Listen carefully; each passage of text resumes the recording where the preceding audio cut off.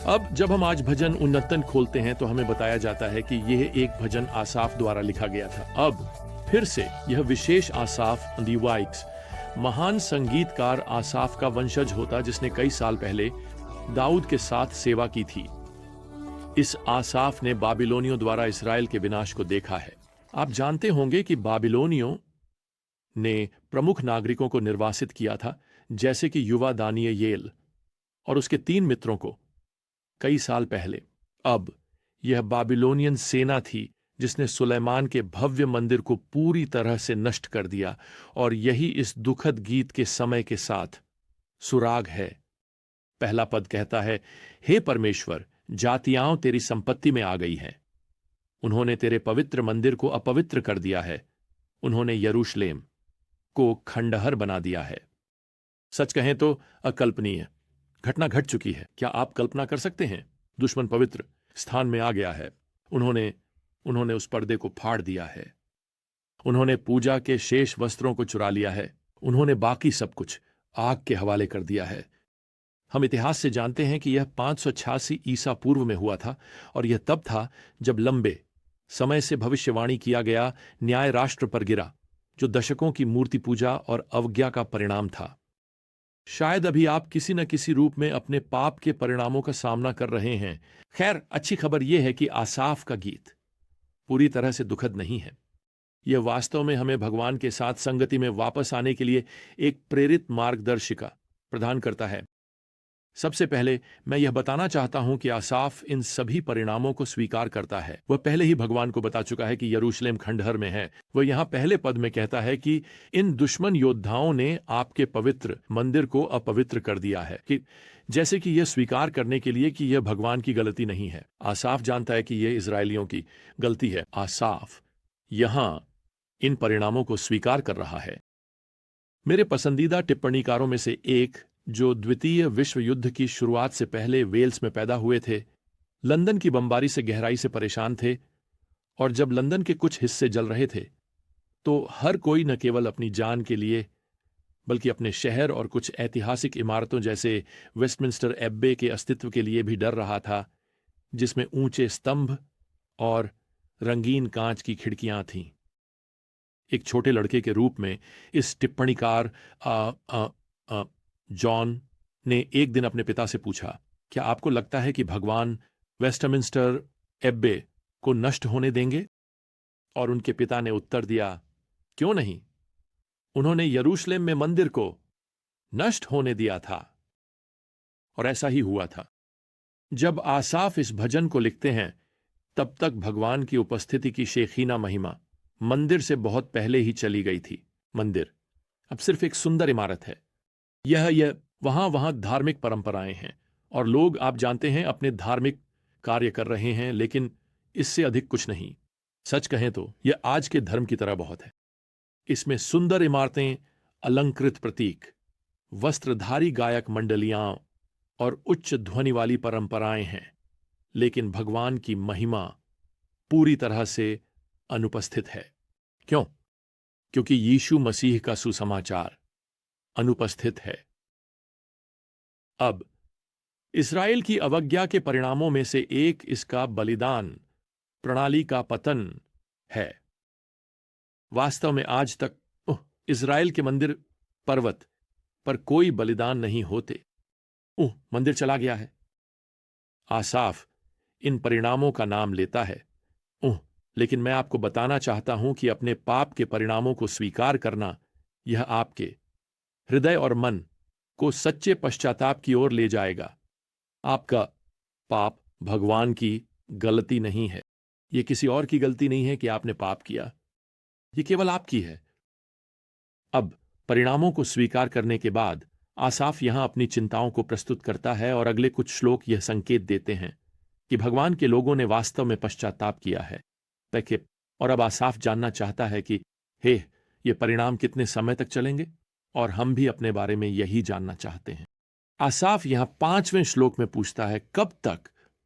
हे प्रभु, मेरा मतलब है, यह ऐसा है जैसे आप अपने माता पिता से पूछ रहे हों, मैं कितने समय तक प्रतिबंध में रहूंगा, मैं कितने समय तक टाइम आउट में रहूंगा, कब तक हे प्रभु? यहां 8वें श्लोक में आसाफ की विनती है, आपकी करुणा शीघ्रता से हमसे मिलने आए, क्योंकि हम बहुत नीचे गिर गए हैं। खैर, बहुत नीचे गिरने का मतलब है विनम्र होना। मैं आपको प्रोत्साहित करना चाहता हूं, इस प्रकार की विनम्रता वास्तव में वह जगह है जहां भगवान आपको अपने साथ संगति में वापस लाना शुरू करते हैं।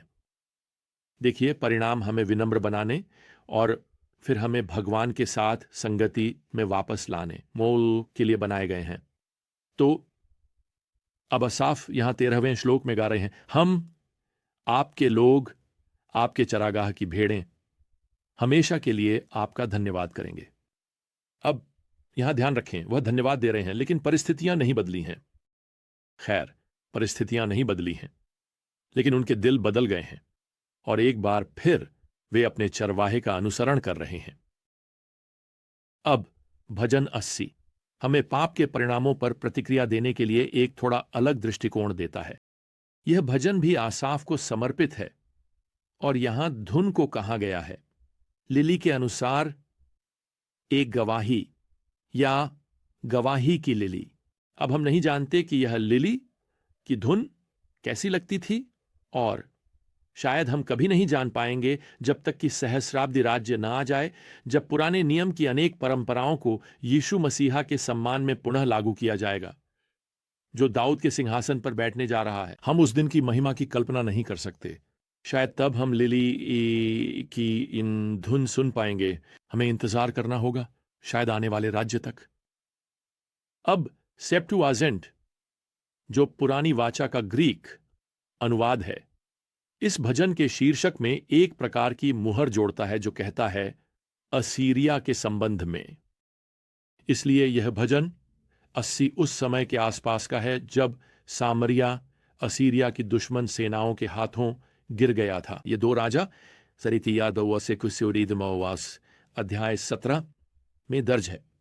जब सोलोमन के शासन के बाद इस्राएल का राज्य विभाजित हो गया, तो यरूशलेम दक्षिणी राज्य की राजधानी बन गया, जिसमें बिन्यामीन का गोत्र शामिल था, और सामरिया उत्तरी राज्य की राजधानी बन गया, जहां इफ्राइम और मनश्शे के गोत्र सबसे प्रभावशाली थे। अब आपको क्विज के लिए इनमें से कुछ भी याद रखने की जरूरत नहीं है, लेकिन मैं यह सब इसलिए कह रहा हूं क्योंकि आसाफ यहां पद 2 में प्रभु से कहते हैं, इफ्राइम, बिन्यामीन और मनश्शे के सामने अपनी शक्ति को जागृत कर और हमें बचाने के लिए आ। देखिए, वास्तव में वह प्रभु से उत्तरी गोत्रों, जो इफ्राइम और मनश्शे द्वारा प्रतिनिधित्व किए गए हैं, को दक्षिणी गोत्रों के साथ पुनः मिलाने के लिए कह रहे हैं, जिसमें बिन्यामीन शामिल था। देखिए, आसाफ यहां प्रार्थना कर रहे हैं। यह गीत राष्ट्र के पुनर्स्थापन और विभाजित गोत्रों के पुनर्मिलन के लिए एक प्रार्थना अनुरोध है। प्रिय इस्राएल राष्ट्र में विभाजन आसाफ के लिए बहुत दुखद था, और वह हमें अपने भजन में कुछ सिद्धांत देते हैं जो आज भी प्रभावी हैं और जो एकता ला सकते हैं। उन लोगों के लिए प्रार्थना करने के लिए जो किसी तर्क के दूसरी तरफ हैं, उस विभाजन के समाप्त होने के लिए प्रार्थना करने के लिए आपको अपने भाइयों और बहनों की परवाह अधिक करनी होगी। वास्तव में आप केवल उनके और उनके दिल के बारे में प्रार्थना नहीं कर रहे हैं, आप अपने और अपने दिल के बारे में भी प्रार्थना कर रहे हैं। और आसाफ इस भजन में प्रार्थना करते हैं, हमें बचाओ, सिर्फ उन्हें नहीं, हमें बचाओ और हमें पुनर्स्थापित करो, अपना मुख चमकाओ ताकि हम बच सकें। दूसरे शब्दों में, आसाफ यहां प्रार्थना कर रहे हैं, खैर सभी के लिए। सुनिए, चाहे आप किसी भी पक्ष में हों, आइफ, हम सभी को परमेश्वर की कृपा की आवश्यकता है। क्या आप जानते हैं कि किसी के लिए सच्चे दिल से प्रार्थना करना और एक ही समय में उनसे नफरत करना असंभव है? किसी के लिए प्रार्थना करना और एक ही समय में उनके बारे में गपशप करना असंभव है। आप ऐसा कर ही नहीं सकते। जब आप आसाफ की तरह दूसरों के लिए प्रार्थना करते हैं, तो आपको याद दिलाया जाता है कि आपको भी उतनी ही परमेश्वर की कृपा की आवश्यकता है जितनी उन्हें। अब भजन 81 यहां लोगों को याकूब के परमेश्वर के लिए आनंद से जयकार करने के आह्वान के साथ खुलता है। पद 2 कहता है, एक गीत उठाओ, डफली बजाओ, वीणा के साथ मधुर वीणा बजाओ। पद 3 में तुरही, शोफार या मेढ़े के सींग को फूंकने का आह्वान किया गया है। जो आमतौर पर पुजारी की भूमिका होती थी। तो यह भजन अब प्रभु की मुक्ति के लिए स्तुति करने का आह्वान है। विशेष रूप से यहां पद 6 से 10 में वह मिस्र से इस्राएल की मुक्ति का उल्लेख कर रहा है। लेकिन यह भजन परमेश्वर के साथ विश्वास पूर्वक चलने के लिए भी एक निमंत्रण है। वह यहां पद 9 के मध्य में कहते हैं, तुम्हारे बीच कोई अजनबी देवता नहीं होगा। वैसे यह चेतावनी आज भी उतनी ही सत्य है। परमेश्वर वहां बाहर कई धार्मिक विकल्पों में से एक नहीं है जिसे आप कहीं छुपा सकते हैं और फिर जब आपको उनकी आवश्यकता हो तो उन्हें बाहर निकाल सकते हैं। नहीं, वह आपका एकमात्र विकल्प है। वह एकमात्र सच्चा और जीवित परमेश्वर है। वह आपका एकमात्र मार्गदर्शक है। वह आपका एकमात्र उद्धारकर्ता है और आपके जीवन को पुनर्स्थापित करने में सक्षम एकमात्र प्रभु है। और आप जानते हैं, जब वह आपके जीवन का केंद्र होता है तो आप परमेश्वर के लोगों के साथ जुड़ सकते हैं। आप इस भजन की शुरुआत में आसाफ के आह्वान को सुन सकते हैं कि हमारे बल के परमेश्वर के लिए ऊंचे स्वर में गाओ और याकूब के परमेश्वर के लिए आनंद से चिल्लाओ। यह मुझे बहुत कुछ इसहाक वॉट्स की तरह लगता है, जिन्होंने 300 साल पहले विश्वासियों के लिए यह भजन लिखा था। आप कुछ गीतों को पहचान सकते हैं। हे परमेश्वर, हमारे अतीत के सहायक, हमारे आने वाले वर्षों की आशा, तूफानी झोंकों से हमारी शरण और हमारा अनंत घर। तो आगे बढ़ो और अपने कंधे के ऊपर से पीछे देखो। वह विश्वास योग्य रहा है।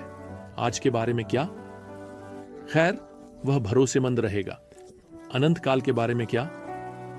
वह हर वादा पूरा करेगा जो उसने आपसे और मुझसे किया है।